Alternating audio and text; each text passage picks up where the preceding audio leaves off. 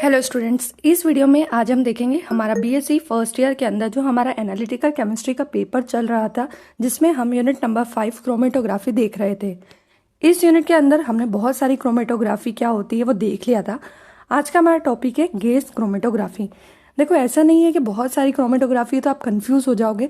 आपको कुछ भी रटने की जरूरत नहीं है, केवल आपको डायग्राम से इन क्रोमेटोग्राफी को समझ लेना है। कोई ज़्यादा कॉम्प्लिकेटेड नहीं है। अगर आप डायग्राम बना दोगे तो मार्क्स अच्छे मिलेंगे। ठीक है, तो आज का हमारा टॉपिक है गैस क्रोमेटोग्राफी। अभी तक जिन्हें स्टूडेंट्स ने इसके पहले वाले वीडियोस नहीं देखी है तो डिस्क्रिप्शन में आपको लिंक मिल जाएगी, आप वहां पर जाकर बाकी की क्रोमेटोग्राफी तैयार कर सकते हैं। तो फटाफट से स्टार्ट करते हैं। हेडिंग डालेंगे गैस वर्णलेखिकी या गैस क्रोमेटोग्राफी।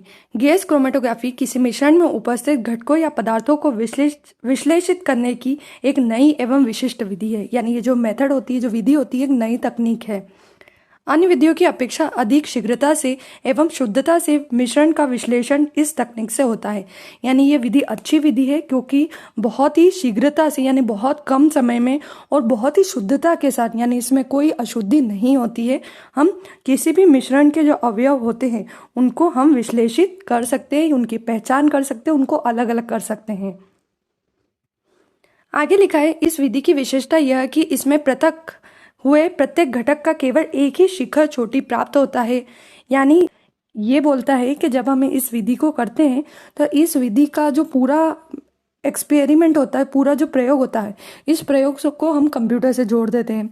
उस कंप्यूटर में हमें ग्राफ दिखता है, ठीक है, और उस ग्राफ में प्रत्येक घटक के लिए हमें एक अलग अलग चोटी या शिखर, इनको बोलते हैं चोटी या शिखर, तो प्रत्येक घटक के लिए हमें अलग अलग शिखर दिखाई देता है, जिसकी सहायता से हम इनकी पहचान आसानी से कर पाते हैं। आगे लिखा, यह विधि सर्वप्रथम मार्टिन एवं सिंज ने 1941 में दिया था। याद रखना है, साइंटिस्ट के नाम मार्टिन और सिंज 1941 में दिया था। मार्टिन ने 1962 में सर्वप्रथम वसा अम्लों को इस विधि के द्वारा उनके मिश्रण में से पृथक किया था। यानी मार्टिन नामक साइंटिस्ट जो थे, उन्होंने 1962 में वसा अम्लों के जो अवयव होते हैं उनको इस विधि के द्वारा पृथक किया था। तो ये तो थी हमारी गैस वर्णलेखिकी या गैस क्रोमेटोग्राफी की थोड़ी सी जानकारी। अब हम देखते हैं इसका डायग्राम और इसकी प्रायोगिक विधि। देखो, इस विधि में हम 2 डायग्राम बनाएंगे। मैंने आपको पहले भी बताया था कि डायग्राम बनाने से हमारी एग्जाम में मार्किंग अच्छी होती है। तो पहला डायग्राम है, यहाँ पर आपको इस तरह से बॉक्स बनाना है। इधर से आप नमूना लिखेंगे, यानी इधर से आपकी गैस जा रही है और ऊपर से आपका नमूना इंटर कर रहा है, ठीक है। उसके बाद बीच में ये कॉलम बना हुआ है, ये जो बड़ा रेक्टेंगल आपको दिख रहा है, ये वाला एक कॉलम है। इसके अंदर नीचे की तरफ द्रव या ठोस भरा हुआ है, जो बारीक पार्टिकल्स बने हुए, ये आपके द्रव या ठोस है। यहाँ से जो आपकी गैस आएगी और इधर से जो आपका नमूना आएगा, ये दोनों इस कॉलम के अंदर इंटर करेंगे, अंदर आएंगे, और ये जो यहाँ पर द्रव और ठोस है, इसके अंदर ये जो गैस है ये नमूने को अलग अलग करवाने का काम करेगी। साथ में हमें यहाँ संसूचक डिटेक्टर बनाना है जो कि आपके अवयवों की पहचान करेगा। तो ये तो इजी डायग्राम था, इसका नाम लिख दोगे आप गैस द्रव क्रोमेटोग्राफी, जो कि आपको इस तरह से बनाना है। अब हम देखते हैं इसकी विधि। लिखा है, विधि में गैस क्रोमेटोग्राफी में नमूने को बहती हुई गैस की धारा में मिलाया जाता है, फिर इसे गैस के प्रवाह के साथ स्तंभ में प्रवाहित करते हैं। स्तंभ में सक्रिय कार्बन भरा होता है। यानी सबसे पहले आपको क्या करना है, गैस को प्रवाहित करना है, जैसा मैंने आपको ऊपर डायग्राम में बताया था। देखो, यहाँ पर गैस को प्रवाहित करेंगे, ऊपर से हम नमूने को मिलाएंगे, ठीक है। तो ये जो गैस होगी ये नमूने को आगे ले जाने का काम करेगी। ये हमको एक कॉलम यानी स्तंभ लेना है जिसके अंदर सक्रिय कार्बन भरा होता है, यही इस थ्योरी में लिखा हुआ है। अब देखो, यहाँ पे कुछ लाइनें मैंने काट रखी है, इतना आपको लिखने की जरूरत नहीं है, यहाँ आ जाओ सीधे। ये जो सक्रिय कार्बन होता है यह स्थिर प्रावस्था होती है, ठीक है। मैंने आपको बता रखा है क्रोमेटोग्राफी की हमेशा 2 प्रावस्थाएं होती है, एक स्थिर और एक गतिशील। तो यहाँ पर जो कॉलम के अंदर जो सक्रिय कार्बन है वो हमारी स्थिर प्रावस्था है। मिश्रण में उपस्थित घटक स्वयं को 2 प्रावस्थाओं के बीच वितरित कर लेते हैं। मिश्रण में उपस्थित घटकों के अधिशोषण क्षमता अलग अलग होने के कारण वे स्तंभ में अलग अलग दूरी तक चलते हैं और अलग अलग स्थान पर पृथक होकर जमा हो जाते हैं। अब देखो, डायग्राम से क्या बोला, ये तो हमारी स्थिर प्रावस्था हो गई और ये जो गैस थी ये हमारी गतिशील प्रावस्था हो गई, ठीक है। ये जो नमूना है जिसके अंदर बहुत सारे अवयवों को हमें पृथक करना है, ये नमूना इस गैस के साथ अंदर आएगा, अंदर आ गया। अब यहाँ पर अधिशोषण होगा, क्योंकि नीचे क्या है, सक्रिय कार्बन है, जिस पर इस नमूने के अवयवों का अधिशोषण होगा। अधिशोषण होने के बाद ये अलग अलग स्थान पर पृथक हो जाएगा। ठीक है, यही इस विधि में बताया गया है। यही होता है अधिशोषण। अधिशोषण के कारण नमूने के जो अवयव होते हैं वो अलग अलग स्थान पर अधिशोषित हो जाते हैं।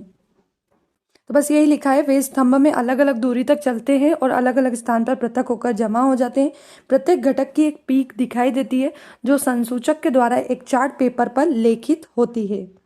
देखो क्या हो गया, जब ये अलग अलग हो गए ना, तो ये संसूचक क्या करेगा, संसूचक जो कि कंप्यूटर का काम करता है, कंप्यूटर में हमको ग्राफ दिखाई देता है और मान लिया 3 अवयव है तो तीनों अवयव की हमको अलग अलग शिखर दिखाई देने लग जाते हैं और जिसको कंप्यूटर में देखकर हम इनकी पहचान कर सकते हैं।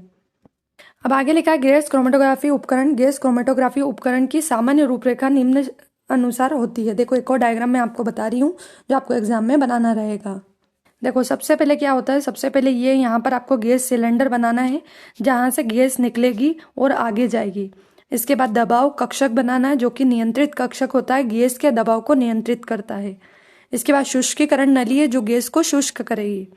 इसके बाद फिर से बहाव नियंत्रक जो कि गैस के बहाव को नियंत्रित करेगा। इसके बाद यहाँ जाओ नमूना, यहाँ पर जब गैस नीचे जाएगी तो इस नमूने को, जिसके अवयव हमें पृथक करने, इस नमूने को नीचे लेकर जाएगी। ये वाला जो है ये यहाँ पर हम नमूना रखेंगे।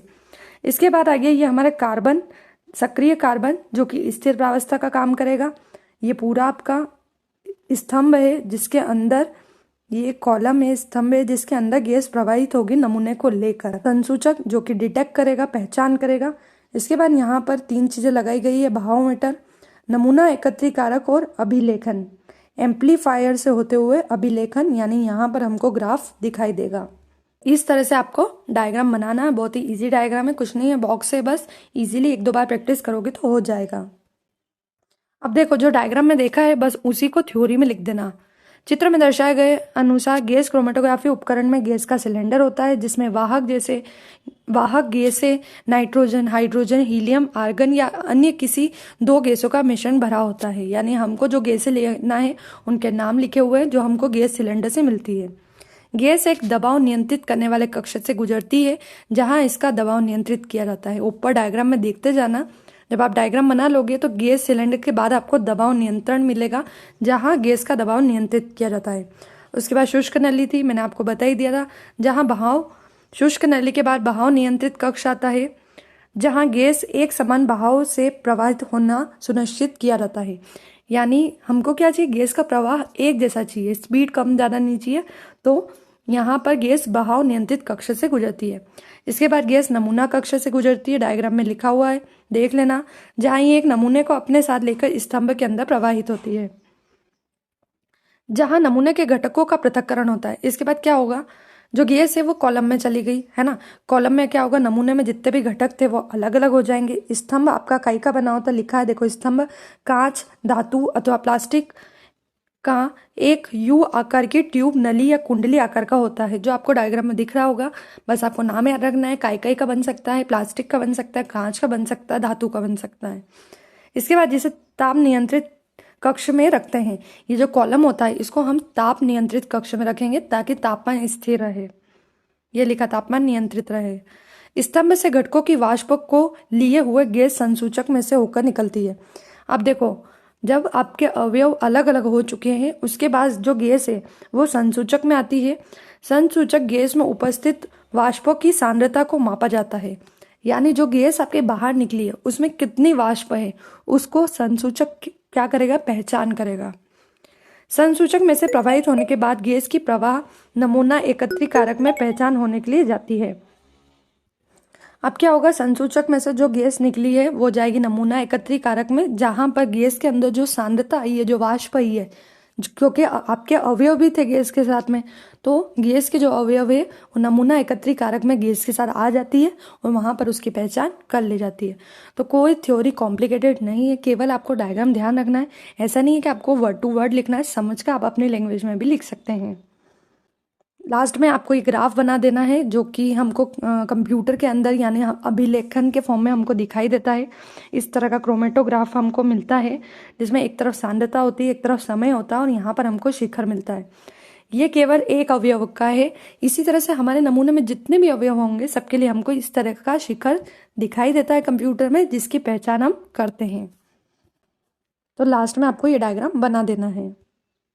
तो ये था हमारा गैस क्रोमेटोग्राफी का बहुत ही इजी और इम्पोर्टेंट आंसर। आई होप आप लोगों को क्लियर हो गया होगा। इसी तरह से मैं आप लोगों के लिए नेक्स्ट इंपॉर्टेंट की वीडियोस लाने वाली हूँ।